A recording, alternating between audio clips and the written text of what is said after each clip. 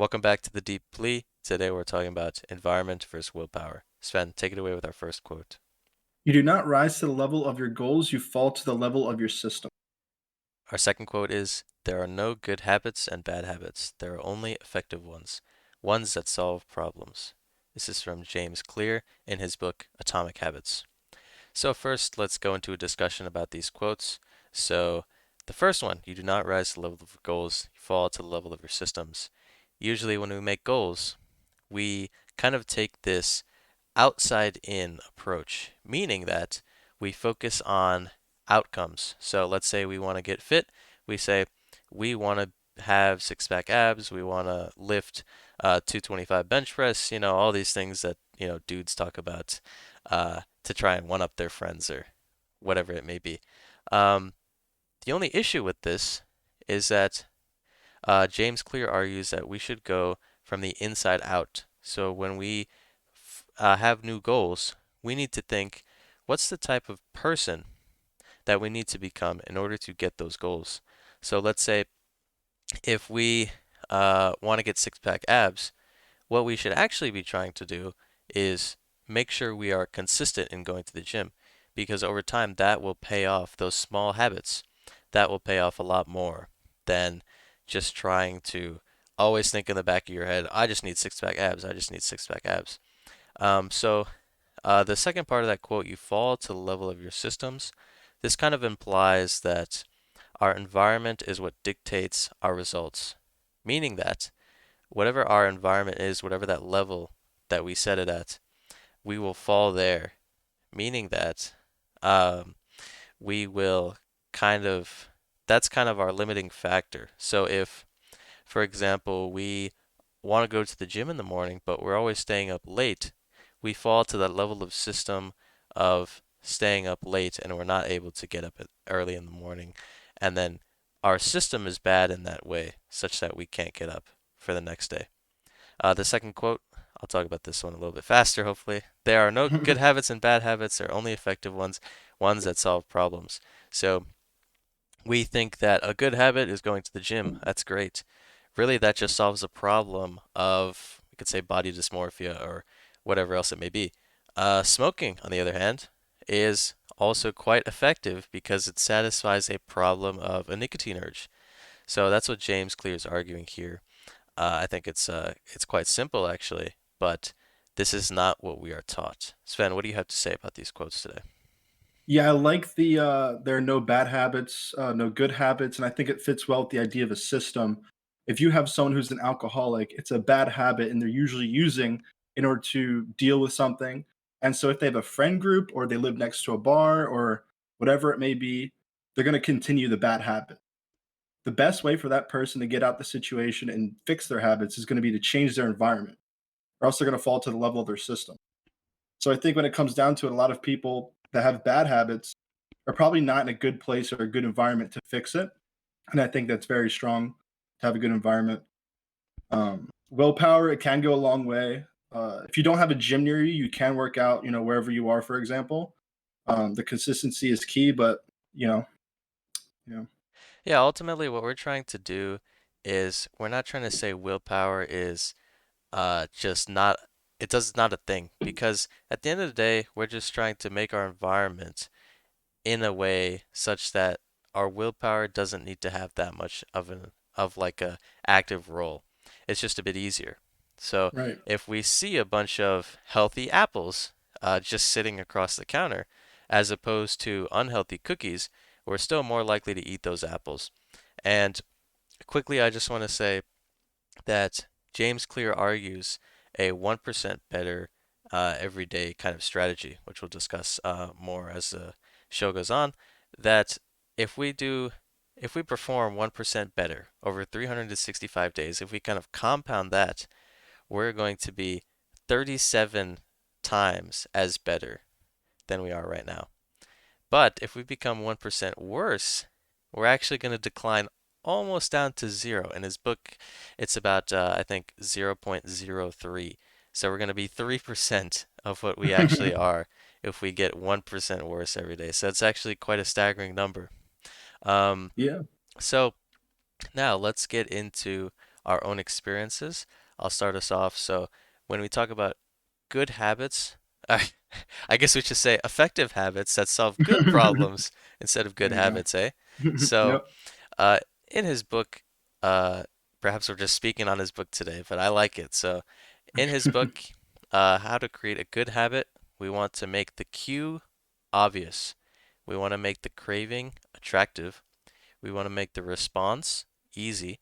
And we want to make the reward satisfying. So, I'd like to give a personal example on the gym. So, when I get to my room in the previous night, my friends will know this. I usually associate it, I tell them I associate it with sleeping.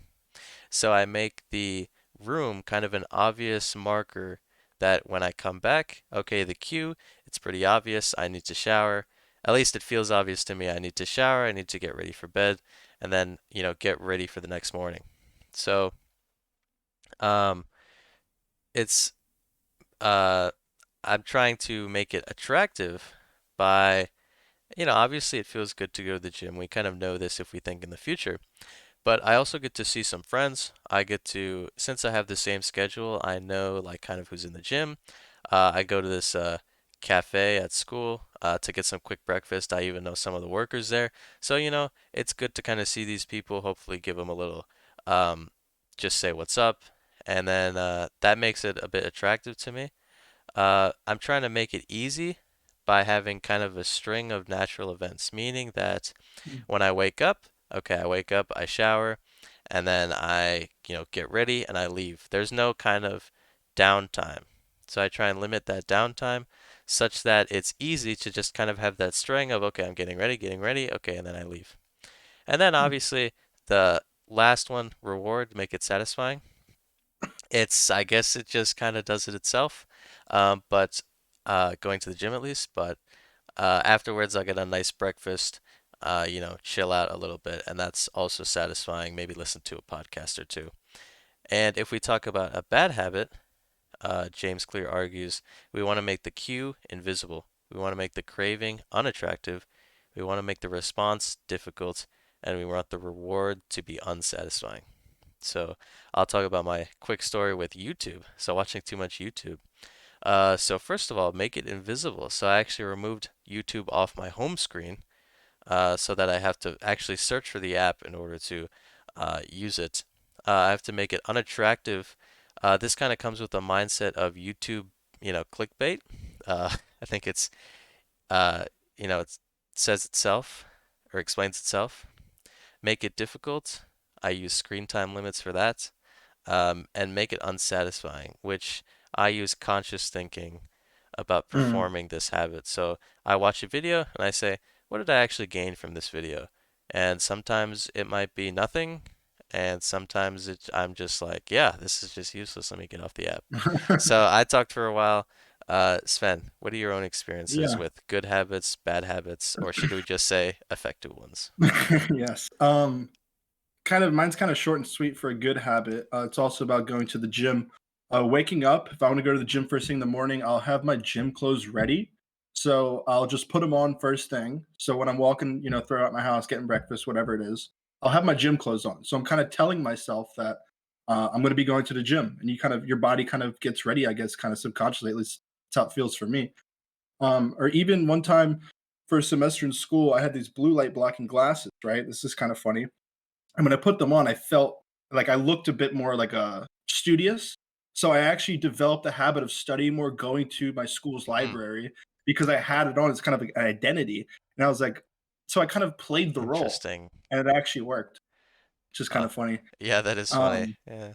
a bad habit, of course, weight loss, going to the gym, same thing, hand in hand, is putting junk food. Hopefully, if you can not have it in your house, that's great. But if you're living with other people, inevitably it will be there.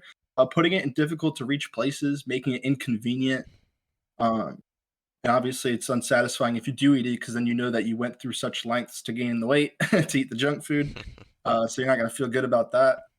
And so, next time you're going to reach for the cookies up there, you're going to be reaching, and midway you're going to be like, you're going to have a time period where you can kind of tell yourself maybe this isn't a good idea. Whereas if you had it in an accessible place, you just open the cabinet, grab it, eat it, boom, boom. That's Indeed, kind of indeed. how. Yeah, so now I know what you're thinking. Sven, Karthik, these are easy things. All you have to do is just shower. You just gotta go to the gym. You just gotta put the cookies in the cabinet. I don't understand. Or like, I know this stuff.